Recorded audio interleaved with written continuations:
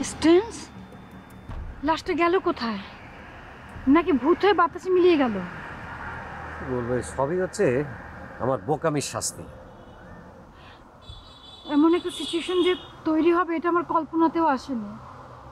আমার এখন কি মনে হচ্ছে জানো? কি? বোকামির শাস্তি হিসেবে তোমাকে গলা টিপে মেরে তারপর আমি নিজেও মরে যাই। চুরির উপর রাগ করে মাটিতে ভাত খাও, তাই না? যদি আমাকে মারতে ইচ্ছে করে তাহলে মারো, বসে আছো, মারো মারো। জেরি জেরি জেরি সরি, আমার আমার আমার আমার মাথা ঠিক ছিল না।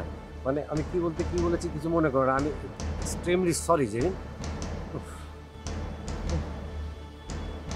করি মানে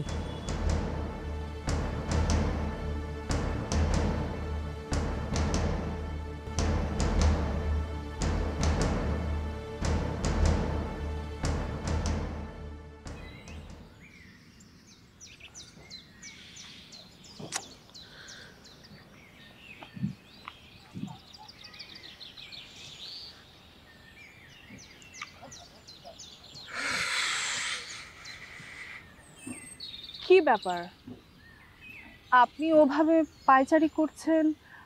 আপনাকে তো বেশ অস্থির দেখাচ্ছে। কোনো কি সমস্যা? কি হয়েছে? না, সমস্যা হবে কেন? I am absolutely fine, I am okay, কোনো সমস্যা নেই। ওকে, আজ আমি কি সিদ্ধান্ত নিয়েছি জানেন? ওয়েল, আপনি না বললে আমি জানবো কি করে? মনের মানুষের কথা না বললেও কিন্তু অনেক সময় জানা যায়, তবে সেখানে যদি ভালোবাসার গভীরতা থাকে। আজ আমি সিদ্ধান্ত নিয়েছি সন্ধ্যা পর্যন্ত আপনার সাথে এখানে ওখানে ঘুরে বেড়াবো। কি সিদ্ধান্তটা দারুণ না? আমার সাথে? হ্যাঁ, আপনার সাথে। কেন, কোনো সমস্যা? সরি, আজকে মনে হয় আপনার আবদারটা আমি রক্ষা করতে পারবো না। কেন? না মানে আমার একটা জরুরি কাজ আছে, আমাকে উঠতে হবে। তা আপনার জরুরি কাজটা কি আমি জানতে পারি?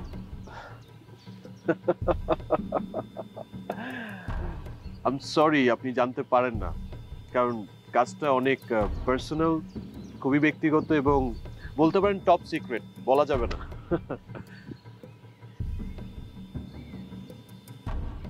আমি বেশ লক্ষ্য করছি আপনি কিন্তু মোটেও আমাকে সময় দিতে চান না। আচ্ছা, আপনি কি আমার কম্পেনিয়ন পছন্দ করছেন না? আরে কি বলছেন আপনি? ওরকম কিছু না, নাথিং লাইক দ্যাট। আমার যেটা মনে হয়েছে আমি সেটাই আপনার সাথে শেয়ার করলাম। আমার মনে হচ্ছে না আপনি আমার কম্পেনিয়ন পছন্দ করছেন।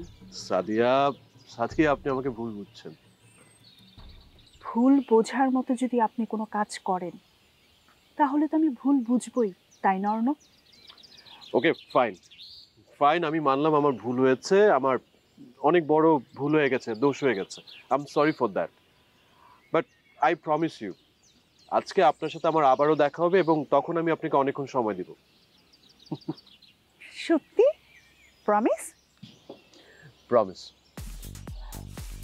ঠিক আছে, এখন তাহলে উঠি। Take care.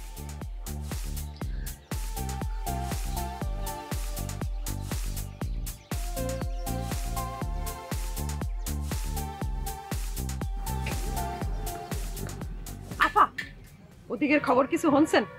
কোন দিকে? ওই যে আনিকা ম্যাডাম হঠাৎ নিখোঁজ হয়ে গেলে। আনিকা ম্যাডাম নিখোঁজ হয়ে গেছে মানে? কে? আপনি কিছু শুনেন নাই? না। আনিকা ম্যাডাম তো কালকে রুমেই আয়। কেউ রুমে আসেনি তার মানে তো এই না যে সে নিখোঁজ হয়ে গেছে।